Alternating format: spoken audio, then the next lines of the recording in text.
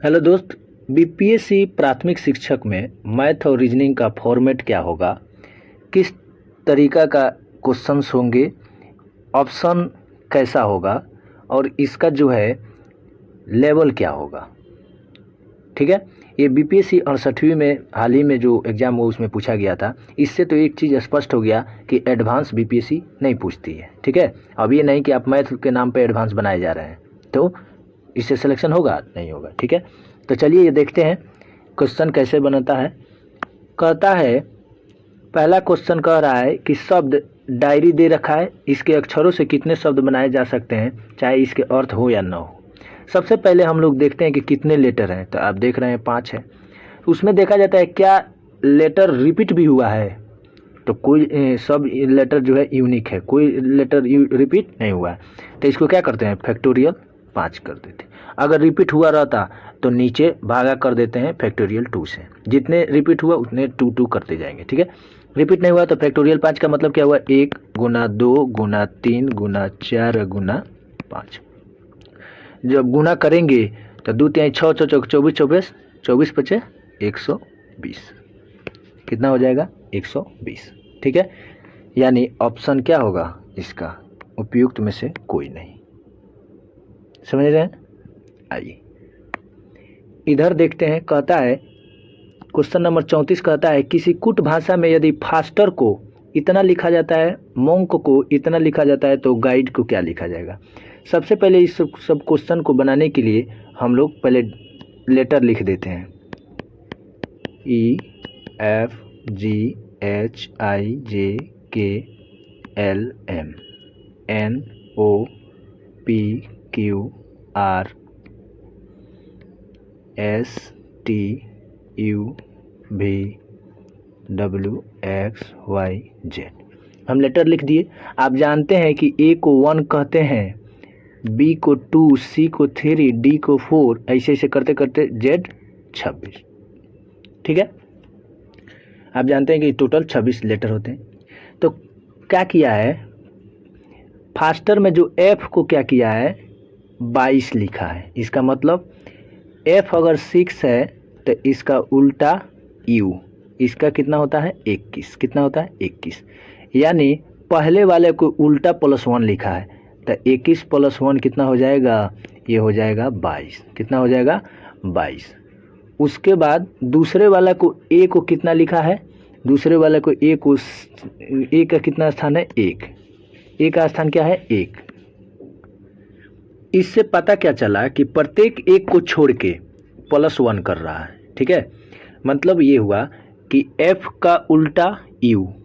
ठीक है, और इसमें 1 जोड़ रहा था, फिर A, इसका तो 1 का 1 होता है, +1 जोड़ रहा था। फिर इधर भी देखेंगे M का उल्टा N, और N को हम लोग 14 लिखते हैं, 14 + 1 15 है। ठीक है, O का तो सेम ही रखना है, चूँकि इसके बाद ना ये उल्टा रहेगा, जो बगल में है वो तो नहीं होगा, उसका तो सेम ही ले रहा है, यानी O का हम लोग लिखते हैं 15, तब 15 + 1 16, यहाँ 16 है।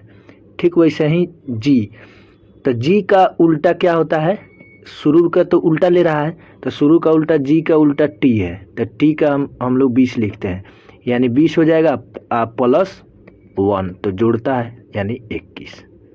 ठीक है, ऐसे ऐसे करेंगे तो ये आंसर आ जाएगा आपका B। ठीक है, ध्यान देंगे।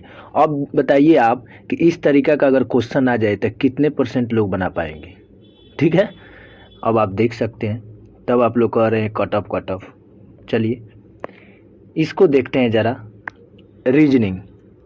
इसको क्या किया है, ठीक है, इसको क्या किया है, ये जो है लुप्त संख्या। ठीक है, तो इस 44 और 37 का अंतर कितना 7, 52 और 41 का अंतर कितना 11, कितना अंतर 11, 58 और 53 का अंतर कितना 5।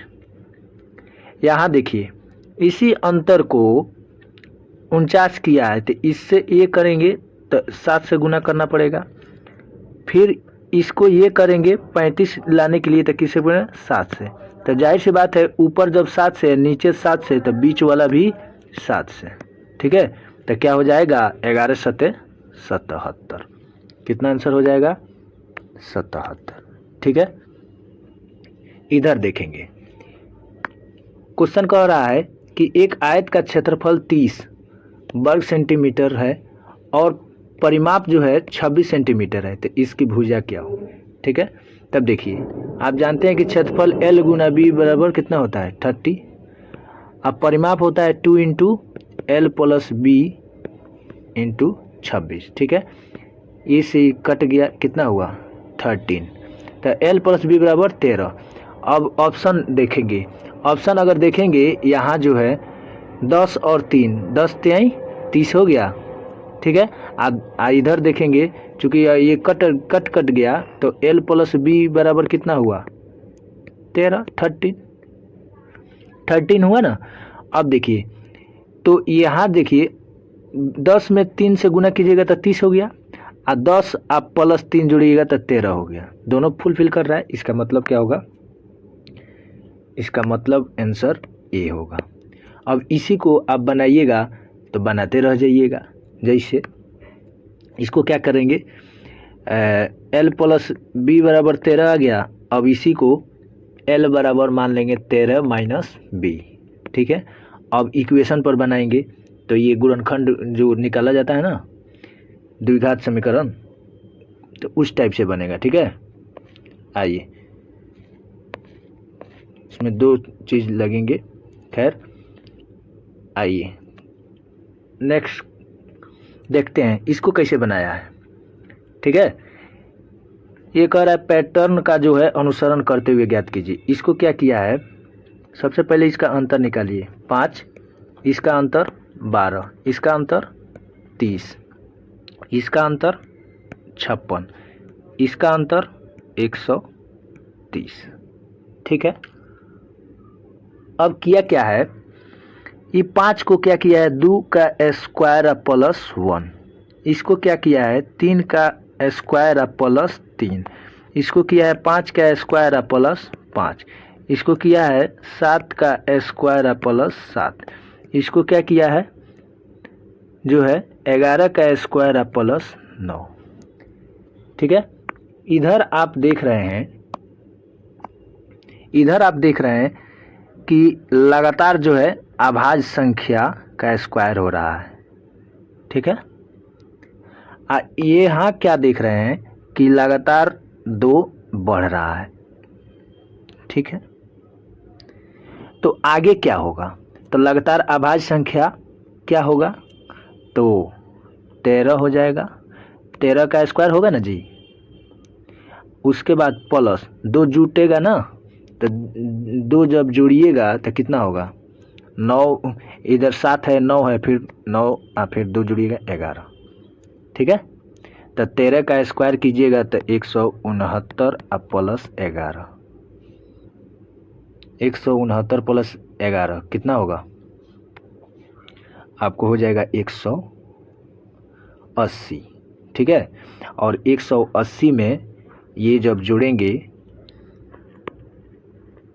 248, तो कितना 8 2 4 यानी 428 आंसर हो जाएगा, 428 आंसर हो जाएगा, ठीक है। ये तो जुटेगा ना, ये तो जोड़ना पड़ेगा आपको। यहाँ देख रहे हैं ना सब जुट रहा है, आगे बढ़ रहा है, क्योंकि 118 प्लस 130 मिलकर ना 248 हुआ है। तो ऐसे ही 248 प्लस 80 मिलके ना 428 होगा आगे वाला, ठीक है। यहाँ देखते हैं ये क्वेश्चन कह रहा है कि एक दुकानदार किसी वस्तु पर 10% की छूट देता है, 10% की क्या देता है छूट देता है, जिसका अंकित मूल्य 400 रुपया है। यदि वह 10% GST लेता है तो उस वस्तु का अंतिम मूल्य क्या है, ठीक है। तो देखिए इसको कैसे बनाएंगे, अंकित मूल्य कितना है 400, 10% क्या देता है छूट देता है, कितना हो गया 360 रुपया, 360 रुपया का 10% GST लेता है, कितना परसेंट प्लस 10%, यानी ये हो गया 36 रुपया, 36 रुपया और लेगा GST के रूप में। तो टोटल पैसा वो ग्राहक से कितना लेगा 360 प्लस 36 396 रुपया, ठीक है, आंसर सी हो जाएगा। ठीक है, अब और देखते हैं। ये देखिए, कह रहा है कि रेशमा अपनी संपत्ति का 1/4 एक धर्माद यानी कोई धर्म वाला संगठन को देती है, बची हुई संपत्ति को अपने 3 बच्चों को बराबर बांटती है, तब प्रत्येक बच्चों को मिलने वाली संपत्ति का भाग क्या होगा। ऐसे ही मान लीजिए ना, 100 रुपया है, 1/4 मतलब 25 रुपया। अब बाकी बच कितना गया, 75 रुपया। अब इस 75 को बराबर भागों में बांटती है तो कितना बांट देगी, 25 रुपया, फिर 25 रुपया, फिर 25 रुपया। ठीक है, तो ये प्रत्येक को कितना मिला, तब 100 रुपया था, प्रत्येक को 25-25 रुपया मिला, तो 1/4 नहीं मिला, 1/4। ठीक है, ऐसे भी बन जाएगा। और नहीं तो ऐसे मान लीजिए 1/4 था, तो 1/4 ऐसे लिखिए, टोटल धन कितना था, 4 रुपया था उसके पास, 1 रुपया जो दे दिया धर्म संगठन में, कितना बच गया, 3।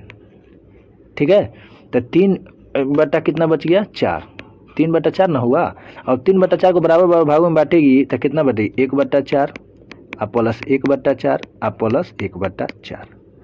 अब देखिए तो इसको कहिएगा 1/4 प्लस 1/4 प्लस 1/4 को 3/4 नहीं होगा, तो वहीं प्रत्येक को कितना मिला, 1/4 मिला, 1/4 1/4 1/4 मिला, 2 तरीक़े से बन जाएगा। ठीक है, चलिए इस तरीक़े से हम लोग लेवल भी देख लिए कि क्या लेवल रहेगा। अब आपको पता चल जाएगा कि क्या होने वाला है। ठीक है, अगर थोड़ा सा लेवल बढ़ाया तो कट ऑफ कर रहे हैं, पास जो हो गया ना उसका लगभग सिलेक्शन के करीब में रहेगा। ठीक है, चलिए ऑप्शन यहाँ देख रहे हैं, उपयुक्त में से एक से अधिक, उपयुक्त में से कोई नहीं। ठीक है, ये काफ़ी खतरनाक ऑप्शन है। चलिए, धन्यवाद।